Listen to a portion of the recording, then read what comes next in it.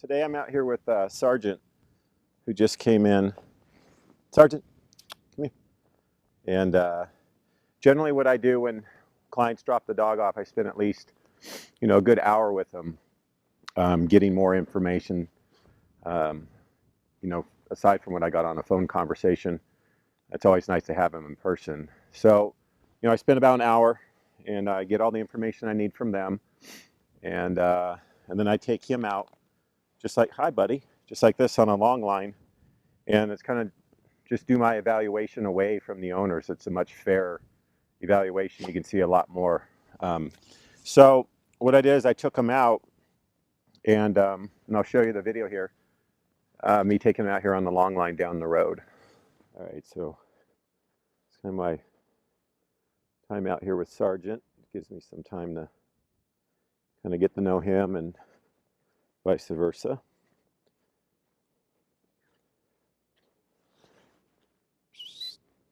Let's go. Also gives me a chance to look at his movement. And it's raining a little bit. Hi, buddy. So right here it tells me he's got some pretty good pack drive here because I don't have to put a lot of leash pressure on him just to get him to come back around. We had a jackrabbit jump out in front of us and he just perked his ears up and turned around and looked at me. So, hi, buddy. That's a really good sign.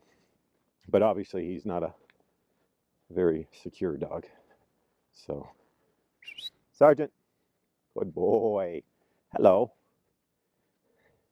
So in his movement, what we've noticed is he's got some stuff going on down there in the both hock joints possibly, and then he's got this little Sergeant. Hi, buddy. He's got a little hitch in his get along back here, back in that pelvis area. So we're going to see if we can't get a chiropractor up here. But all in all, he's low defense, and good pack drive, and his prey drive, like I said, when this rabbit popped out, he just looked at it and looked at me, and that was that. So, which means, let's go. Let's get out of the rain. He's going to be pretty fun guy to work with.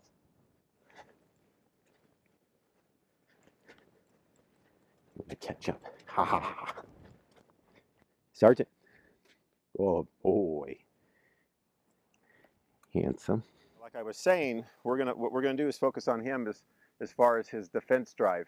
In an earlier video I did with Rottweiler Prince, my main focus on that was prey drive and pack drive, and then switching those drives as far as working with the dog. So he came in, kind of the backstory a little bit is important sometimes, and he was attacked a couple times by off-leash dogs when he was a puppy.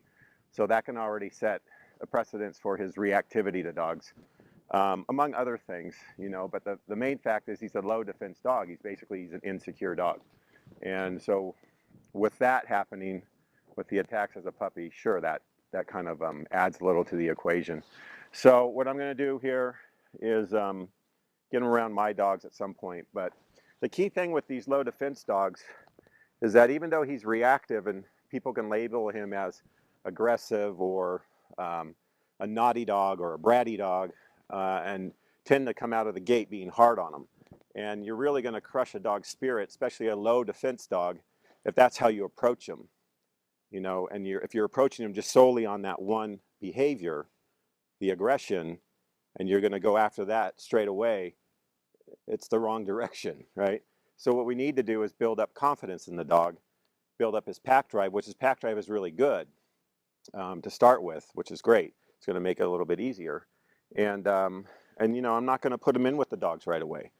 What I'll do is I'll put him here in the yard, and I'll take him out far in the field, and I'll bring him in and, try and find that threshold, and then work him off of that. So again, these low defense dogs, which most trainers typically probably get, is low to medium defense dogs.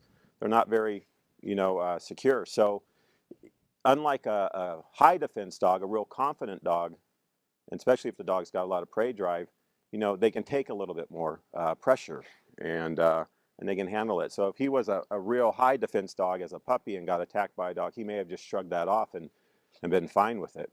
So that's the key with these low defense dogs, is any dog really, there's no need to be hard on them.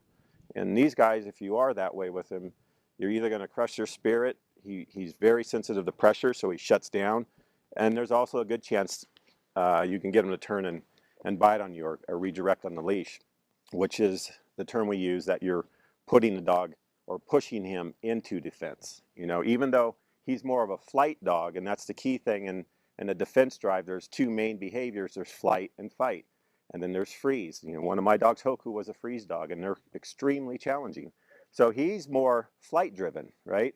So if we take him around dogs and we break that threshold where he becomes reactive, and then we start correcting him for that, he's being reactive because he's insecure, right? So it doesn't make sense to correct him for something he's afraid of, because you have the potentiality of making it worse, making him more afraid of when he's around dogs.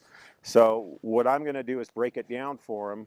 And so I'm going to do a series of videos with him and potentially another dog that's coming in that's also a low defense dog that has bitten people. So that's, you know, not much of a different scenario in how I'm going to work with both of those dogs. All right, so this is Sergeant. He's a handsome devil. And we're going to, like I said, we're going to do a series of videos just on the defense drive, because it's a little bit trickier than the pack drive and the prey drive. So instead of making one long video, we're going to make a few of them. All right, buddy? So it's Sergeant, and we're going to get him back into the kennel before it starts raining again by your heater. All right, buddy, let's go.